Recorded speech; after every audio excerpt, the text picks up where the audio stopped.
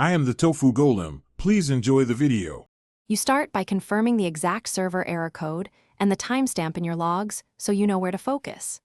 Check recent configuration changes and ensure you have a backup or snapshot ready. This prevents accidental data loss. Next, isolate the affected service or container and temporarily disable non-essential deployments to reduce noise. Once isolated, recreate the error at low traffic so you can observe behavior without impacting users, and collect core dumps or stack traces for the next stage. Now dig into the collected traces and stack traces to find the failing component and any slow queries or resource contention patterns. Compare the current configuration and package versions against a known good baseline to spot regressions or mismatched dependencies.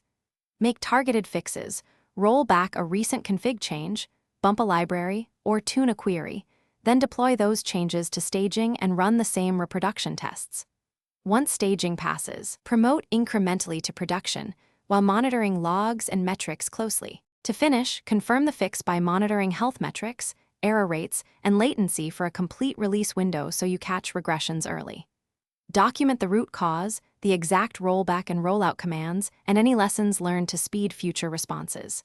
If errors persist, increase logging verbosity, revert to the last known good state, or trigger a failover to a standby instance while you investigate.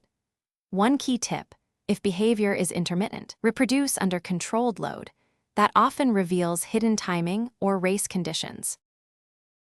Thanks for watching. Consider subscribing if we helped you today.